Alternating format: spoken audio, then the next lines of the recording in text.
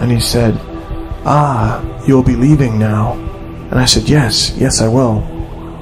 And he goes, this is for you. And he hands me a satchel.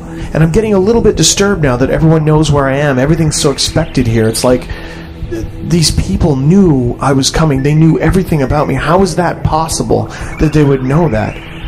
This Dreadman was just a being that had augmentation done. He was a living being. He wasn't a god. This wasn't a holy place. This was a den of drug users. This was something bizarre. There was a darker thing lurking under the veils of paradise here.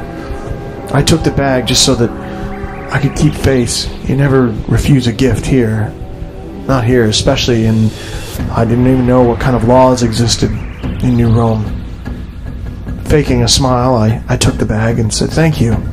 He opened the gate. And then I started down the longest walk of my life, back through those discs, those massive electromagnetic plates that at the flick of someone's wrist could end my life.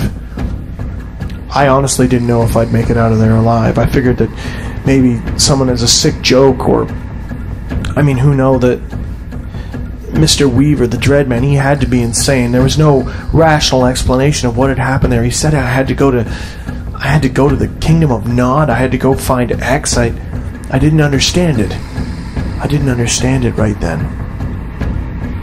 So I walked down that corridor, each step laboringly long, until finally I reached the outer gate, and the monk at that end opened it up and said, "We'll see you again."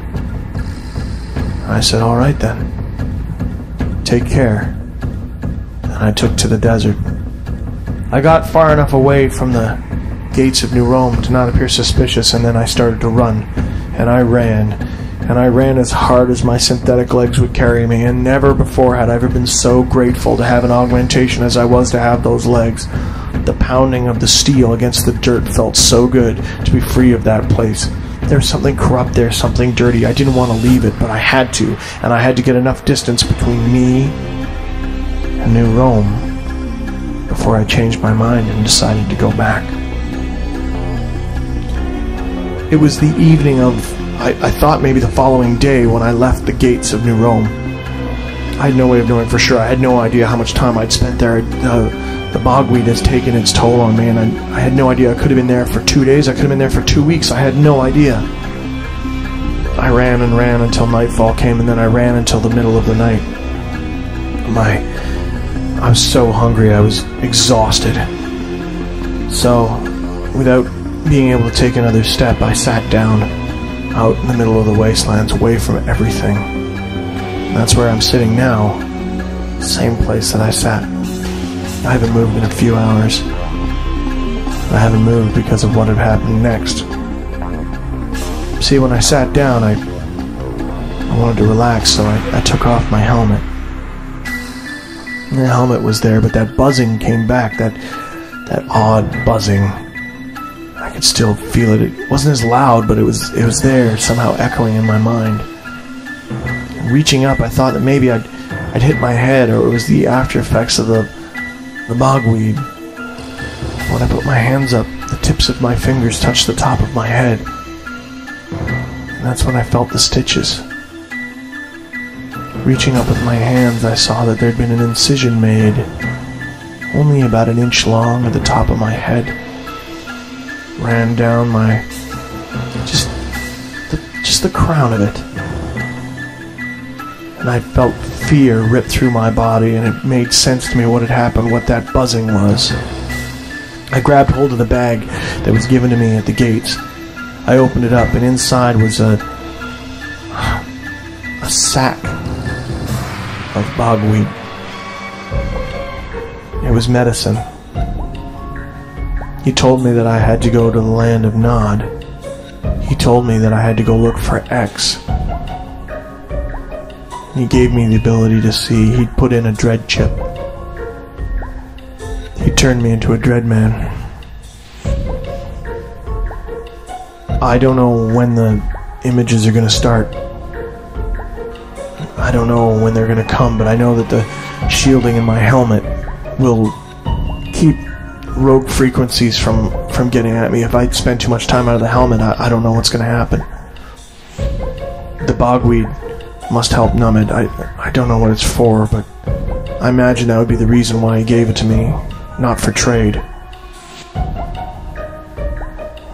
I did any research I could on the dread chips, on the dreadmen themselves from the helmet's database, and sitting here I found out that the history protocols and what had happened was that during the operations, because people were going insane, rather than have it occur all at once, the dread chips would slowly begin to pick up frequencies and introduce them into your cranium over a period of time. So that's what Mr. Weaver had done. That's what he did to me. Over the next, I don't know how long, the dread chip will start to interface with my mind, and I'll be able to see frequencies.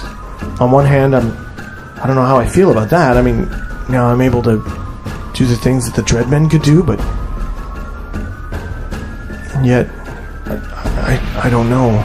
Maybe that's not what he gave me. I don't know what he put inside my head, but from what he said, it seems to make sense. It seems to be what he would have done. Regardless, I guess I have to go find the Kingdom of Nod, whatever that is. And I have to see if I can locate X. I have no idea where that is or what's what all that even means. But I guess that remains to be seen. I'll keep my helmet on for the majority of the time. I don't want to risk it with this chip inside of me. Even if that's what it is, I don't know what they put inside my head, but there's something there now. I went there looking for answers, and I guess he gave me one. Maybe it wasn't the one I wanted.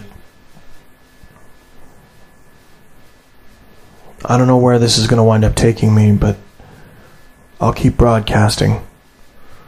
I'll keep sharing it with you for as long as I can, for as long as my sanity stays with me. Until then, this is Independent Librarian Dynamic, Sean Kennedy VI, doing a pirate broadcast of episode numbers 732.653.663.398.36.14 in Queen's English from some time after now. I hope that my sanity stays with me long enough to teach you what you need to know. I hope that someone out there can make a difference. Please help me.